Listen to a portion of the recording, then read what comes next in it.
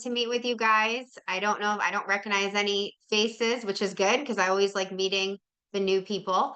But what I'm here today really is to provide value for you guys. I'll tell you a little bit more about what I do for families, but the whole point of it is, at the very least, I'm here as a resource for you guys. So if you need, you have any questions, I have volunteered with Vets Industry for a few years now. I'm just seeing helping on the event planning side. I've volunteered at some of the networking events to help with get really a lot of value for you guys as veterans or active duty. But for myself, before I do have family that comes from the military. So both of my grandfathers are World War II vets. And then I also have my uncle's a Vietnam vet.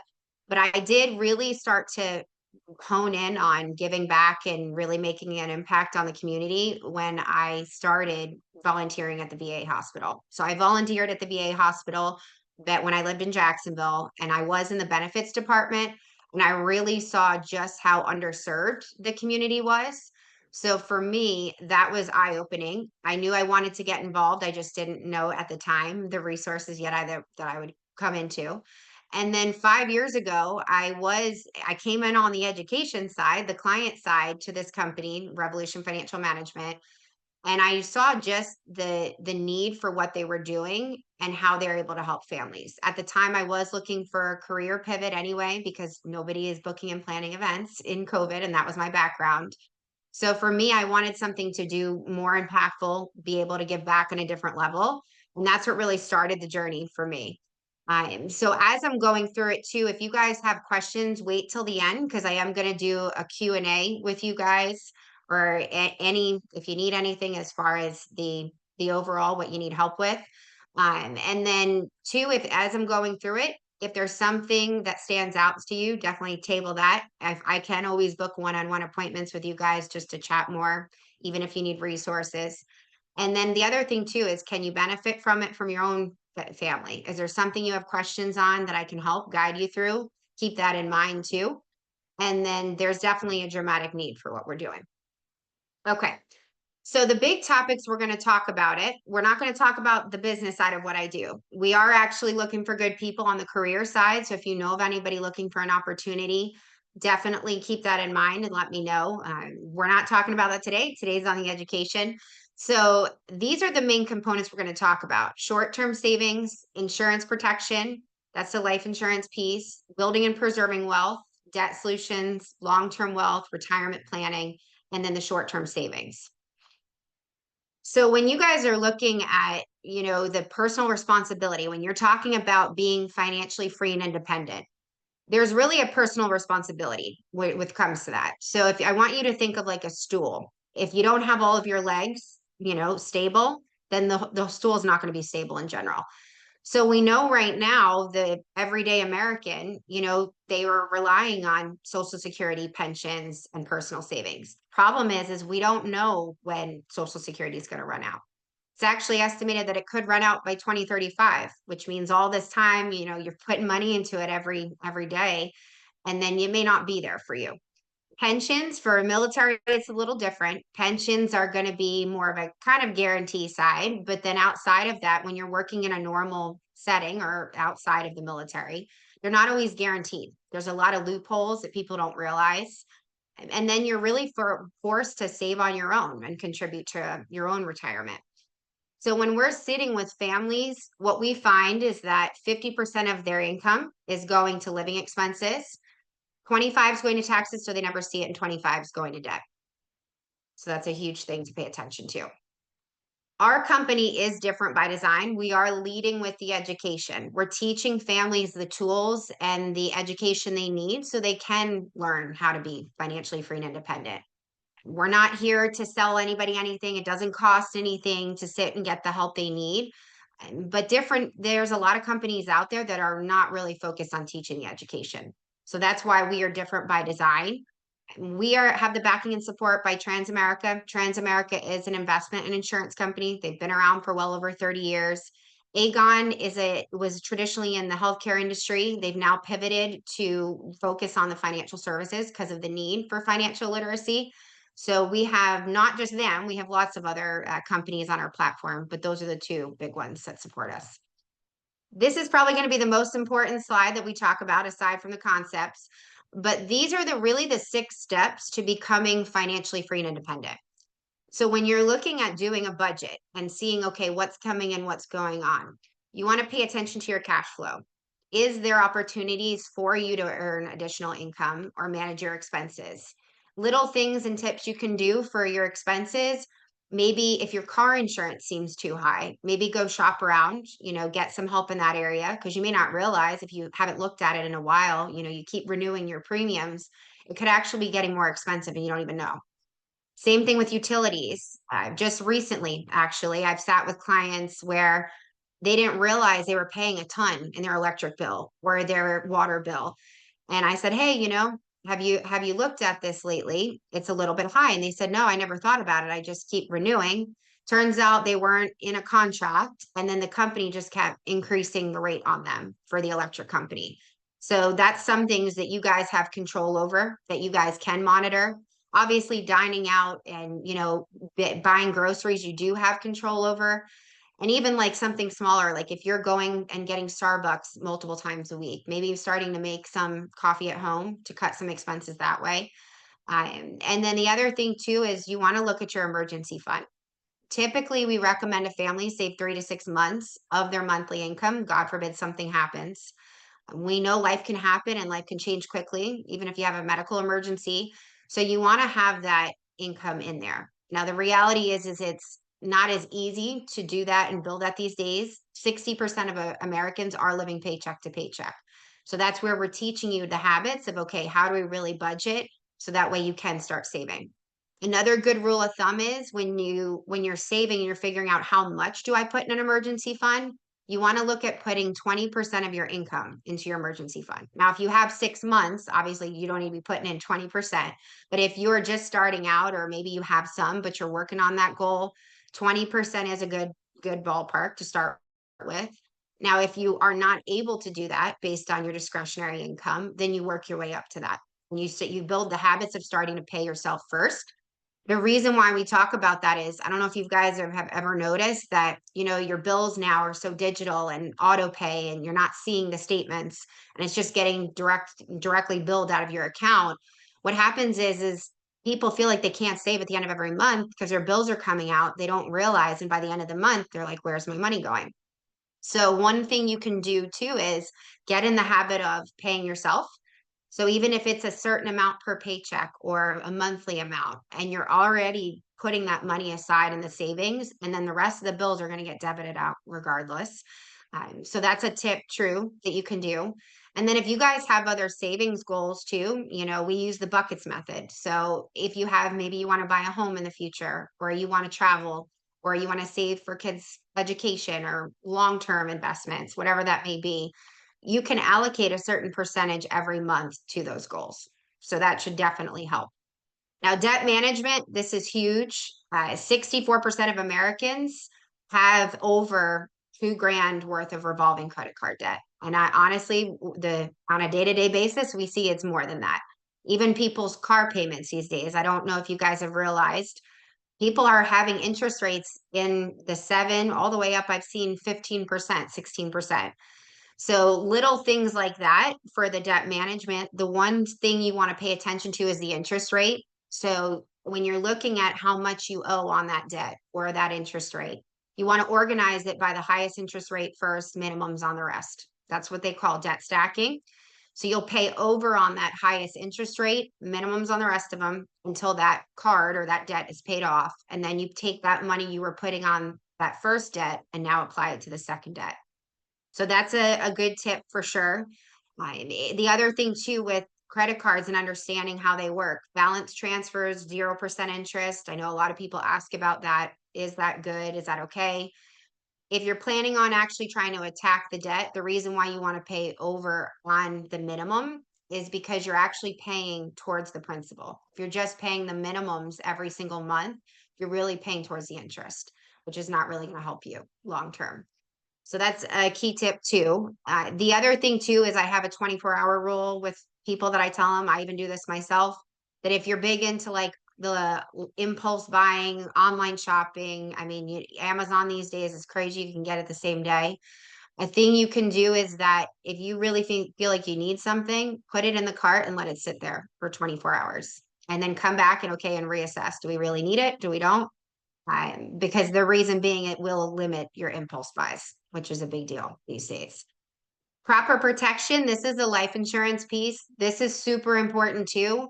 Whether you're active duty, you're already out, you're a veteran. This is protection against loss of income for you guys, but it's also protecting your family assets. Really the main components when you're looking at, okay, what does life insurance do for me? There's a lot of living benefits now. If somebody gets sick, they can access that death benefit up front, or if they get injured, they can't work anymore. That wasn't the case back in the day. So it's come a long way. But then there's different ways to, there's permanent insurance, term insurance, long term, the final expense. So that's really important that you look at that. If you're getting out and you're transitioning out, one thing I would give as a piece of advice, look at your SGLI and VGLI insurance. Is that enough coverage for you? And then B, if you want to look at standalone policies, because that doesn't go with you unless you opt into it when you get out of the military. So with that being said, you want to look at your own options and what's out there because there may be a more affordable option with more coverage or exactly what you need outside of the VGLI and the SGLI. The other thing too is when you're looking at how much life insurance you need, one thing you want to look at is your debt. So they calculate how much you need by how much debt you have. If you have a mortgage, if you have education you're paying for child or a family member, and then replacing your income. Statistically speaking, it actually takes 10 years for a spouse to recover financially if the other spouse passes away. So that's something to keep in mind when you're looking at that.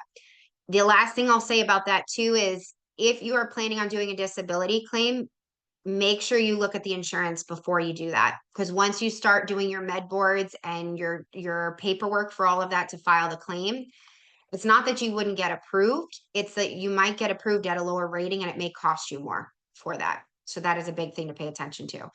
Building wealth, this is huge. This is, creating generational wealth, preserving what you already have. You want to outpace inflation and reduce taxes, and we're going to get more into detail for that. And then the other thing is building a family legacy. What do you want your life to look like for your kids if you have kids, or even in retirement? What does that look like for you? So anybody that does need help on the education of what we do, normally we do have to do a budget. So anytime I sit with a family, we're doing a budget and then we get back together and do a game plan. They have a step-by-step guide of how, what we're doing, how we're helping families. And then that way they know how to save, debt management, whatever they need help with, we go over that.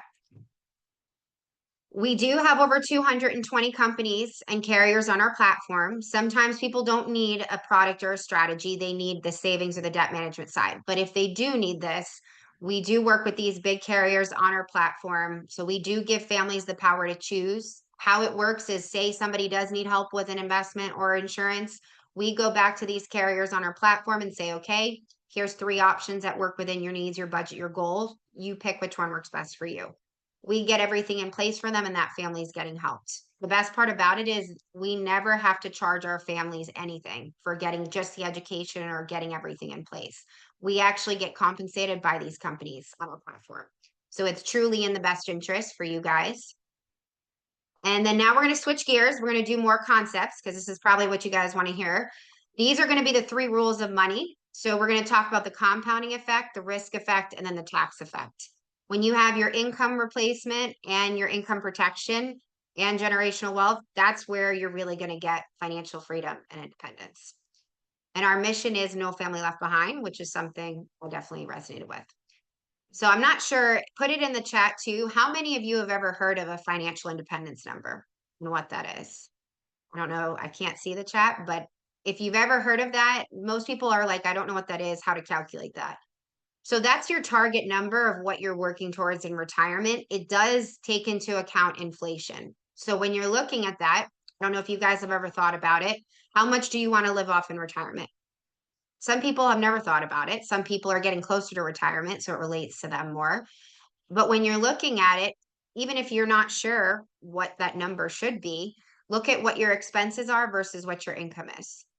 If you're in that ballpark, you want to take that monthly amount that you want to live off of and you multiply it by 12 because there's 12 months in a year. You would divide that number by 0.06.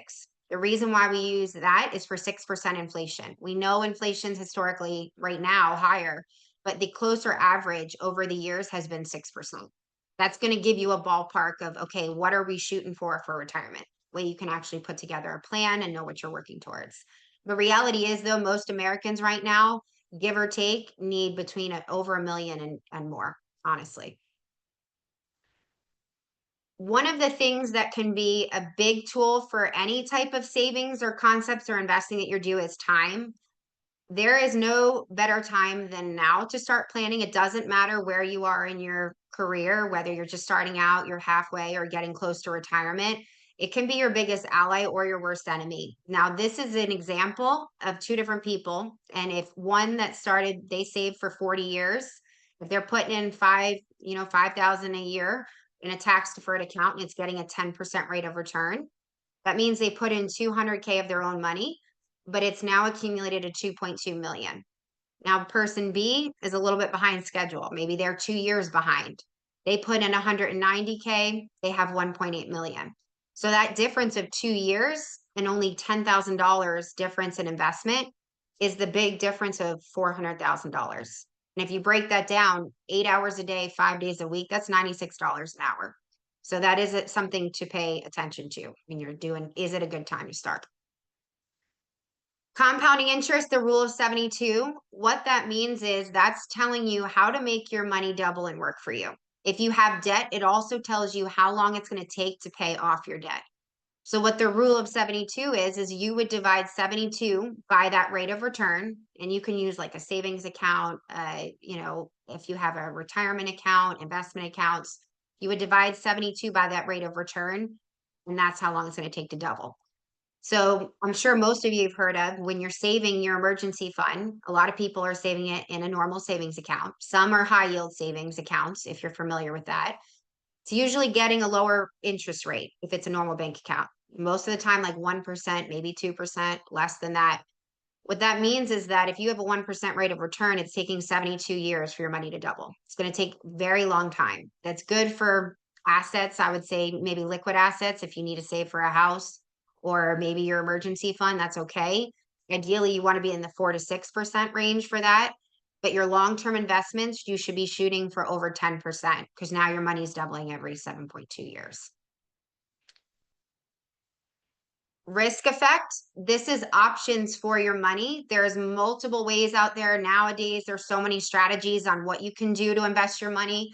But when you're looking at fixed, that's your normal bank account usually, or a guaranteed interest rate, you have that safety. That's the safe option, but your growth is going to be very slow and steady for that one. Variables like the stock market, when the market goes up, you're going to get gains, but when the market goes down, you're going to lose money. So yeah, you do have that unlimited growth opportunity, but now you don't have as much safety. The one that people don't know about is indexed. So that's going to give you safety and growth because when the market goes up, you're going to get gains. Now, some states and companies will put a cap on the gains, some don't. And then when the market goes down, you have a minimum floor or a buffer. That means anything you put into that, you're not going to lose. The reason being is that that money is not invested into actual stocks and bonds within the stock market, like a normal variable account would. They're going to credit you interest based on the total performance of the stock market. So the S&P 500, the global index, all of that. There's the NASDAQ, it follows sometimes too. But there's different ways for index strategy. Sometimes they have index strategies within your retirement account, or even there's different products out there. There's a lot out there now that have that. The reality is a lot of people don't know about it. The other thing too is if you're getting close to retirement and you're not comfortable with market risk, diversifying your portfolio to incorporating something like that is not a bad idea. Because the reality is too, is if someone's getting close to retirement, the market's going up and down, they lose even 30, 20, 50,000. They don't have as much time to make that money back than as somebody that would be in maybe their early 30s, 20s, and so on. The tax effect, this is huge. how your money is getting taxed is super important. When you're saving, these are the areas you want to be mindful of. Taxable income, that's taxed annually. That's your normal checking, your savings, your CD accounts, stocks, capital gains tax, mutual funds. Tax deferred means it's taxed at withdrawal when you go to cash in. That would be a 401k, a 403b, TSP account, annuities, pensions, SEP IRAs, 457s. Problem with that is, where do you think taxes are going to be in the near future? Up or down? Most people would say up. I've only heard it a few times where they say down, but if in theory, if it is going up in taxes, what that means is you're usually making your highest income right before you go to retire. The problem with that is you're going to get put at a higher tax bracket, and now more of your money is going back to the IRS. So that means you worked so hard your whole life, you're putting money in, and then now you're paying a huge tax bill, which is not good for anybody. The other thing too, to make sure when you're looking at tax deferred, if you are working for an employer or you're transitioning out from the military, you're looking to get a job in the corporate sector. Nowadays, most companies offer a match, not always the case, but if they do offer a company match, I always tell families, take the free money. We're never going to not take free money. So contribute up to that amount. And then anything over that, you should be putting towards tax free or tax advantage. So what that looks like is that is now taxed at your current bracket. And then when you go to cash in for retirement, you've already paid taxes. So now that money's tax free. Things like that would be a Roth IRA, a 529 plan, an executive bonus plan, long-term care benefits, investment grade insurance. So that should be my last one. Perfect. So I know I only gave you guys a little bit of information today because I wanted to keep it very basic for you guys. I am here as a resource for questions. If the other thing too is if you guys need veteran resources, I have worked a lot over the last 3 to 4 years building a network for veteran resources in all different states too. I'm located in Houston, Texas. However, if you need any veteran resources, by all means, let me know. Connect with me on LinkedIn. I'm happy to help, really pay it forward as best as I can for you guys. But I'm going to open it up now for Q&A for you guys. If you have any questions, obviously come off mute. But the biggest thing is I want to be able to provide value. So does anybody have any questions or comments, concerns?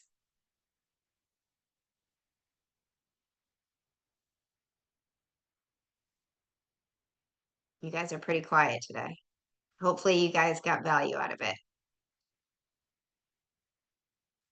Out of any of the topics that I talked about, is there any that stood out to you? And you guys can either put it in the chat or come off mute.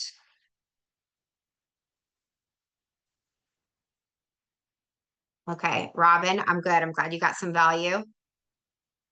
Jennifer, the slides, I can send you like a short version of it too, but definitely connect with me for sure and I'll meet with you and I can send you all the information that you need. Yep, Robin, I don't know if you caught it in the beginning. It's Revolution Financial Management is the name of the company. My LinkedIn, I know Carmen just put it in there too. The other thing you can connect with me there. I will put my email in the chat too. Or also I can put my phone number in there too.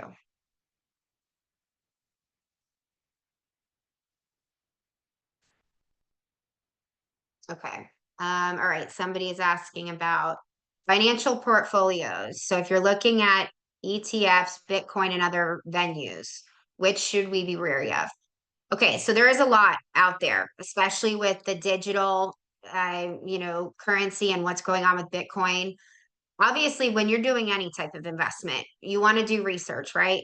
Make sure it's a good fit for you. Make sure it's going to, put your family in a good situation.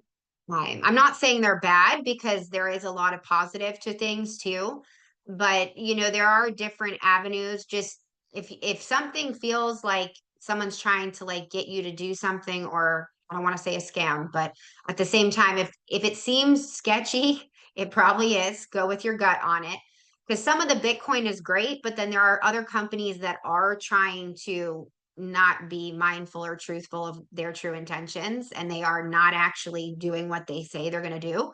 So when you're looking at that, be very mindful of the company, who they're, what they're trying to ask you. If they're trying to get you to just invest money right away and not giving you a lot of information, I would be concerned for that. Or if they're not, giving you if it's like a weird website or it redirects you to something else and it's not the same, then be careful of that too, because you always want to do your due diligence on it. That's with any investment. It's not just, ETFs and Bitcoin and other venues. I do say too, diversify your portfolio as much as you can. There are so many things out there now that you can use. It's just a matter of what makes sense for you. And then here's the other thing too, no matter where you're at in your career and what you're looking at, you always want to have I call it a pulse check. So if you're not sure, even if you're doing everything great, but you want another set of eyes on it, even if it's not myself, go talk to a person, right? As far as making sure what you're doing is good.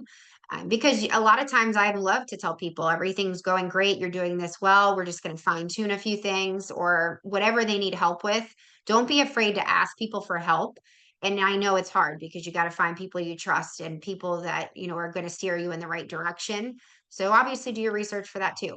So, but that's what I would say on Bitcoin ETFs. They're not necessarily bad. You just have to be mindful of the company and what they're doing, if that makes sense. Because if it seems sketchy, it probably is sketchy for those. There are people, unfortunately, that do want to take advantage of people, which is terrible, but it does happen. So not bad. Just do the research. Do I think the currency will change over the years? Absolutely.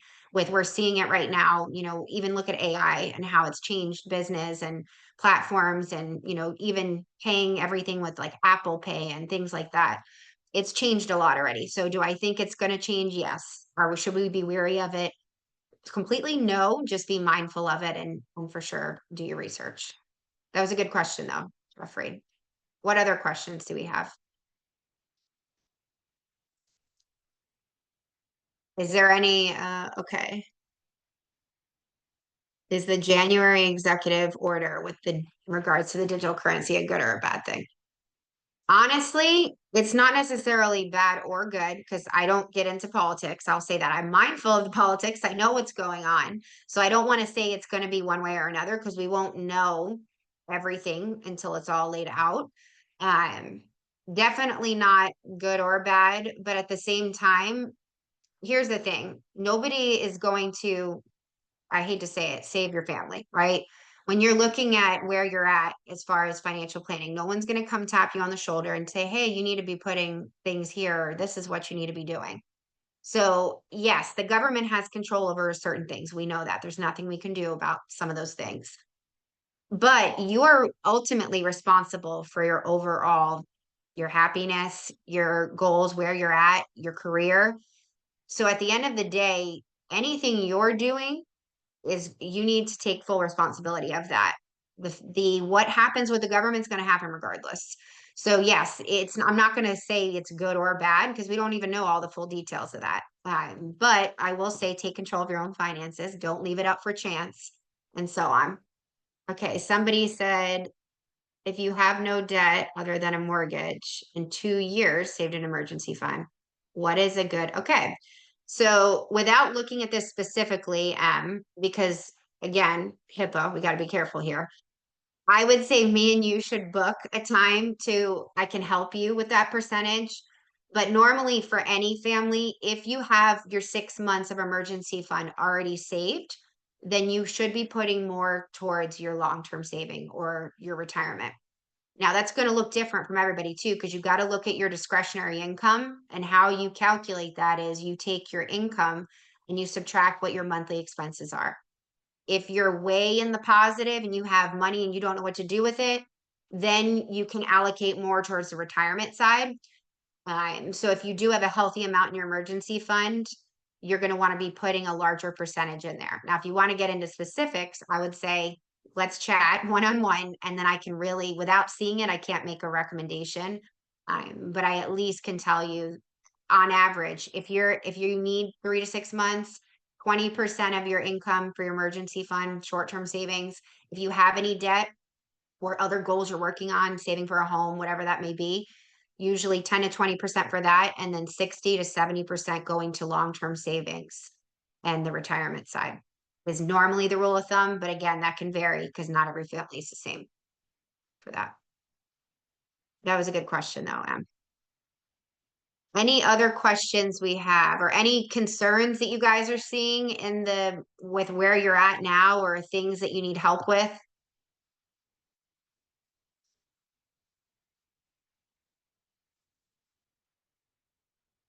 Okay, so I got, okay, what is the recommended path forward? Okay, to reduce tax burdens. So yeah, so there's different things you can do as far as reducing taxes, right? Now, some people go the real estate route. They like investment properties. That's one way. Is that for everybody? No, not everybody wants to do in real estate. But the thing too is you don't want all of your assets in tax deferred because that's where you're going to get hit with the most amount of taxes. So you want to break it up. Now, here's the other thing too. The two of the ways that I talked about, the Roth IRA, that's great for some families, but that doesn't always work for every family because there are limits and guidelines that you got to follow. Once you hit a certain amount of income, you can't contribute anymore. Same thing with your annual contribution. So that is could be a factor. A Roth is always good for people because it's pre-taxed. But the thing is it doesn't always fit. So I won't say that that's the best option because it's very customized to that family and what their budget looks like. It's not going to be for every family. The other way is what some families do is they use the life insurance that has the savings vehicle in it, where it's tax free within the life insurance policy. That's a different way to do it as well. Real estate's another good one too. If you're a business owner, being a business owner, there's a lot of tax benefits. Yes, you do have expenses depending upon what type of business you're doing. But as a business owner, there are more taxes that you can write off for your business. So entrepreneurship, also not for everybody, but that's another way that you can do there to reduce taxes too. The other thing too is if you're not sure about your taxes and what's going on, I always recommend getting with a tax accountant or a tax professional in general and just seeing where you're at because there might be some things that even myself, I'm not a tax person. I can tell you about taxes and how it works, but I'll usually recommend a family go sit with a tax person or I'll give them a recommendation of people to sit with. But you do want to have a person like that in your pocket because you may not, you may think you're doing things great. And then you may realize, oh my God, I didn't realize I can write this off. Or there's different things that you can do that would actually reduce taxes. So always have a good accountant. Don't have everything in always in tax deferred and then break up your assets a little bit. And then just make sure you know what's going to be a good fit. Obviously talk to a professional. Don't just start going off the whim and just start getting assets and if you haven't talked to anybody about it. But that's what I would recommend for that to reduce the taxes. Great question though. Any other questions we have?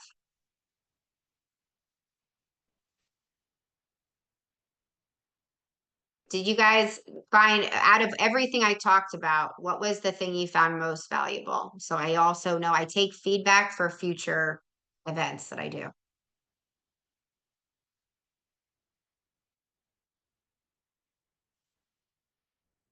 Anybody else? I know we're pretty quiet today. Oh, okay. This is good too. Good resources for kids. So if you are, say you're just starting out and you're learning that what to do for the kids. The sooner you start, the better, right? They're going to be all different age groups, right? So the biggest thing too is to teach the kids a really good book that you can use and a good company that I always show families. It's called How Money Works. And I don't think I have one with me, but it's on Amazon. You can get it, or you can get it on any bookstore. And it has like a little green lollipop on it.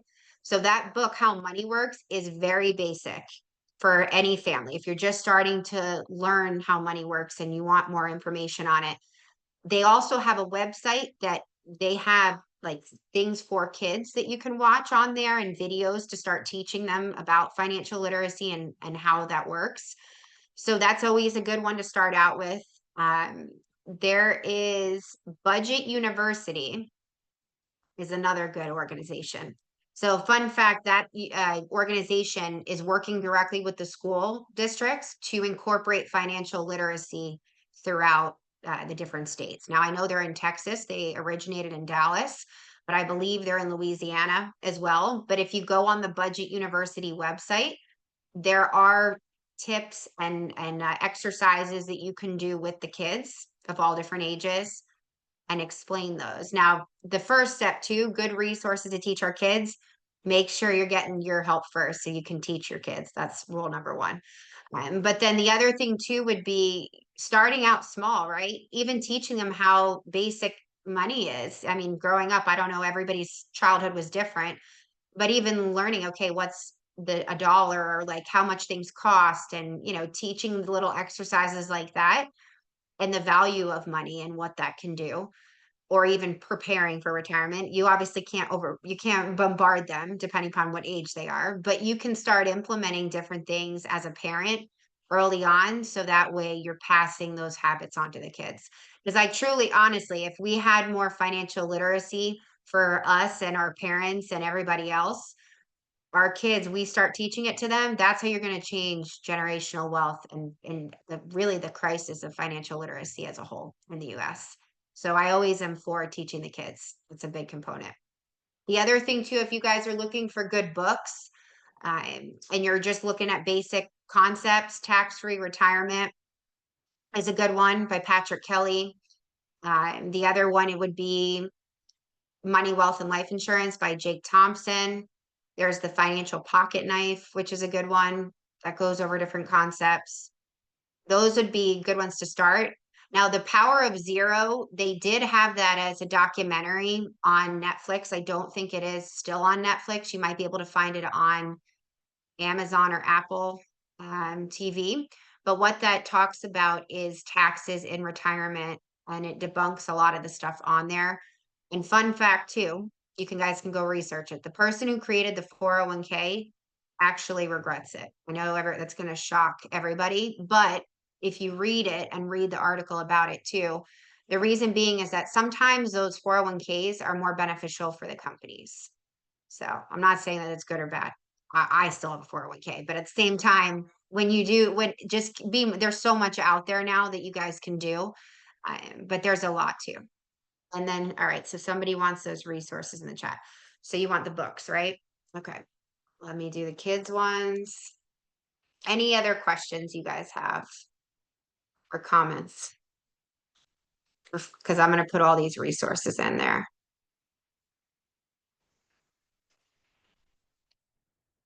You can come off mute and ask your questions too.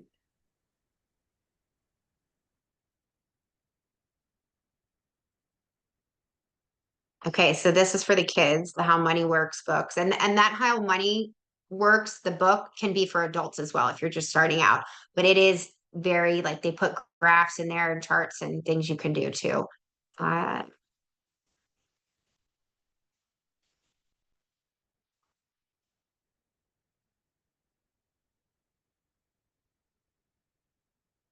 I'm going to put the author on there too, just so you guys have it for the ones that I can think of off the top of my head.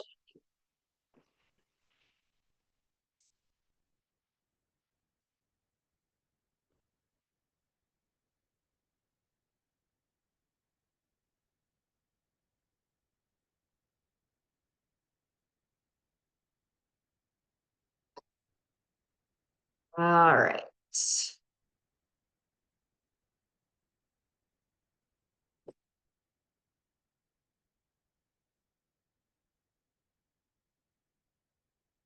Okay, hopefully that helps. So I think you guys, I don't know, once they log off the meeting, I don't think you'll be able to save so I would save or screenshot the chat. If you do need the resources, or if you forget, you can definitely reach out to me as well or connect.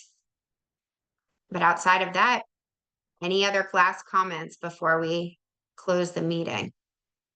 We've got somebody else. Okay. Well, okay. So Jeffrey, again, potential investments that are considered positive without seeing like your own status, right? Because every family is different. I would say there's lots out there. I mean, the 401k is not bad. You just have to know how to utilize it correctly. And then the same thing with Roths. I don't have any issues with Roths or anything like that. The investment grade insurance, that's if it's done the right way, it can be a very positive outcome for people. Now, the negativity sometimes you see around investment grade insurance is that it's not designed properly or it's not funded properly. So that is something to pay attention to. So if it's done right, then yes, it's a great tool, even for kids, to set them up for school as well, or whatever you just want a savings vehicle for the kids. That's a good way for that too. 529 plans have changed a lot now too for the kids. If it is under 30,000 and they don't use it for school, a lot of times they can be transferred into a Roth IRA, which before that wasn't the case. It traditionally had to be used for books and different things for that. So that is a plus to the 529 plan. They've evolved that over the years. Outside of that, though, Jeffrey, if you have specific questions, I would say let's book a time to sit and then I can go like more in depth. If you want me to look at something or if there's a specific investment, I can give you good research on that too.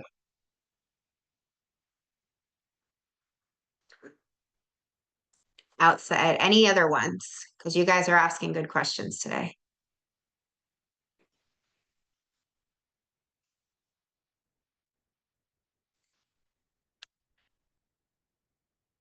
All right, Carmen, I think they're good on the questions. Anything else before we go? No? All right. Well, if there are no further questions, that's all we have for you today. But please join us at our next V2I event, which will be April 22nd for our Your Next Mission webinar and our That's the Industry Networking event, a virtual networking event. That one will be August 23rd. I think, did I say September 22nd? It'll be August. Yeah, it'll be August. You're right. I think you may have said September. August 22nd and then August 23rd are our next upcoming event. So we hope to see you there. And also, we'll send out a link for today's session with Kimberly and include any of the links that she mentioned in the chat as well. Thanks, everyone. Yes. And then before you go to, even if you don't need my help or anything or want any more resources, just connect with me on LinkedIn anyway, because you never know who I know who could help you. I've purposely connect with people on LinkedIn to help bridge the connections and for people. So if you need anything, let me know. If you see people on my LinkedIn that you want to connect with, I'm happy to make introductions too for that. But that's it. Thank you guys. I appreciate you hopping on and taking time out of your day. I hope you guys got some value. Have a good one.